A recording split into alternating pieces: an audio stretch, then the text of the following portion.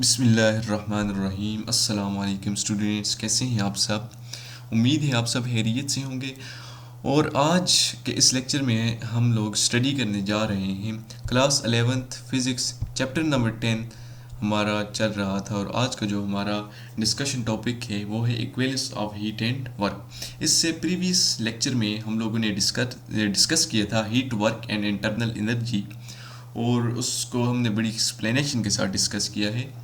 और उसमें हमने ये बात सीखी थी कि हम हीट को वर्क में कन्वर्ट कर सकते हैं, वर्क को हीट में कन्वर्ट कर सकते हैं। हम लोगों ने एक एग्जांपल दी थी कि जब हम अपने दोनों हाथों को एक दूसरे के साथ रब करते हैं तो उसके रिज़ल्ट से हीट प्रोड्यूस होती है, तो वर्क को हम हीट में कन्वर्ट कर सकते हैं।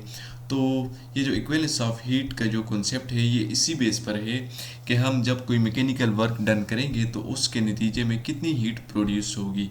तो चलिए स्टार्ट करते हैं इस टॉपिक को। The equivalence between heat and work was established by Count Rumford. जो इक्विवेलेंस था हीट और वर्क के दरमियान, उसको एक साइंसदान जिसका नाम है काउंट रमफर्ड, उसने इस्टेब्लिश किया।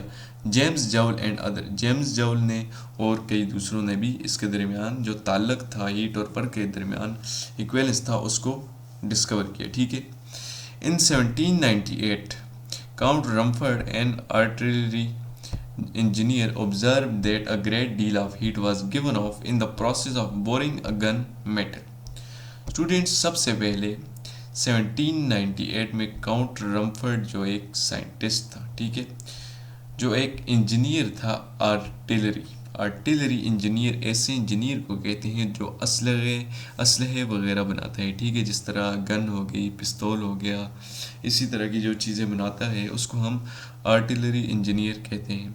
उसने क्या ऑब्ज़र्व किया? उसने ये ऑब्ज़र्व किया कि जब हम जो गन होती है उसमें कोई मेटल बोर करते हैं तो हम उसके ऊपर दरअसल में मैकेनिकल वर्क डन परफॉर्म करते हैं, तो उसके नतीजे में एक ज़्यादा अमाउंट में जो हीट है वो प्रोड्यूस हो जाती है। He observe that heat could be produced in exhaustively by friction. उसने ये ऑब्ज़र्व किया कि उसके नतीजे में मैकेनिकल वर्क डन के नतीजे में जो फ्रिक्शन के नतीजे में, यानी कि फ्रिक्शन जब हम वर्क डन करते हैं अगेंस्ट द फ्रिक्शन, तो उसके नतीजे में यानी कि बहुत ज़्यादा अमाउंट में हीट प्रोड्यूस्ड हो जाती है।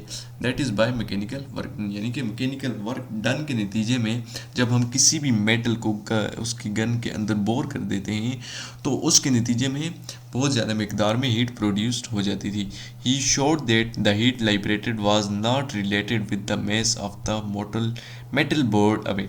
उसने ये जाहिर किया कि जो हीट जो लाइब्रेट हो रही है यानी कि पैदा हो रही है, वो इसके साथ ताल्लुक़ नहीं रखती कि उस मेटल जो हम उसके अंदर गन के अंदर बोर कर रहे हैं उसका मास कितना है। ठीक है, उसने ये जाहिर किया कि जो हीट प्रोड्यूस्ड हो जाती है, ठीक है, as a result of mechanical work done, वो इसके साथ रिलेटेड नहीं है कि उस मेटल का जो मेस है वो कितना है, but it depends on the work done against friction.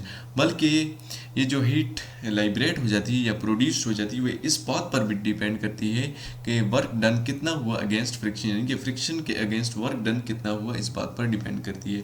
जितनी ज़्यादा फ्रिक्शन होगी उतना ही ज़्यादा वर्क डन परफॉर्म होगा और उतनी ही ज़्यादा हीट प्रोड्यूस्ड होगी। This led Rumford to convince that heat is a form of energy. तो इससे जो रमफर्ड था, जो इंजीनियर था आर्टिलरी, उसको ये कन्विंस हो गया कि जो हीट है ये एक एनर्जी की फॉर्म है। इन 1845 जॉउल carried out experiment to measure very precisely the quantity of heat produced by a certain amount of work mechanical energy and observed that there is a definite relationship between the mechanical work done and heat generated. Okay. इन 1845 में जो जॉउल था दूसरा scientist, उसने एक experiment perform किया और जो quantity of heat produced हो रही थी, तो ये जो क्वांटिटी ऑफ हीट प्रोड्यूस्ड हो रही थी किसकी वजह से, सर्टन मैकेनिकल वर्क डन की वजह से, उसने प्रिसाइजली उस क्वांटिटी ऑफ हीट को मेजर किया और ऑब्जर्व किया कि इन दोनों के दरमियान, यानी कि जो मैकेनिकल वर्क डन है और हीट जनरेट हो गई है, इसके दरमियान एक डेफिनेट रिलेशनशिप है। ठीक है। ही showed that when a given amount of work is done, उसने ये जाहिर किया कि जब कुछ अमाउंट में वर्क हम डन कर देते हैं, the same amount of heat is always produce, तो सेम अमाउंट ऑफ हीट भी प्रोड्यूस होती है, no matter what may be the process of transformation, के प्रोसेस ऑफ ट्रांसफॉर्मेशन जो भी है उससे ये ताल्लुक नहीं होता, बल्कि जितना ज़्यादा हम वर्क डन परफॉर्म करेंगे उतनी ही ज़्यादा हीट प्रोड्यूस्ड होगी as a result of those mechanical work done. He showed that work done W is directly proportional to the quantity of heat Q। उसने इस तरह का रिलेशनशिप इन दोनों के दरमियान निकाला, वर्क डन और हीट प्रोड्यूस्ड के दरमियान, कि जो वर्क डन है मैकेनिकल वर्क डन वो डायरेक्टली प्रोपोर्शनल है हीट जनरेटेड। तो इसकी इक्वेशन ये थी कि जो वर्क डन है वो डायरेक्टली प्रोपोर्शनल है क्या यानी कि हीट के, और जब हम प्रोपोर्शनलिटी के साइन को हटा देते हैं तो हम कांस्टेंट लगाते हैं और इक्विलिटी की सिंबल, तो work done is equal to J into Q, where J is called mechanical equivalent of heat.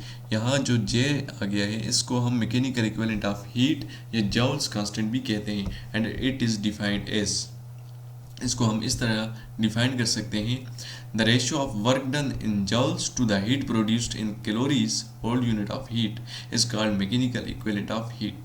ठीक है, इसकी डेफिनेशन यहाँ से हम निकाल सकते हैं, अगर हम यहाँ J को इधर ही छोड़ दें और Q यहाँ से इधर आके W के नीचे डिवाइड हो जाएगा, तो यहाँ से रेशो बन जाएगी, the ratio of the work done in joules to the heat produced in calories is called mechanical equivalent of heat. Okay, so the mechanical equivalent of heat may also be defined as, जो mechanical equivalent of heat यानी कि जो J है इसको हम इस तरह भी डिफाइन कर सकते हैं, the amount of mechanical energy.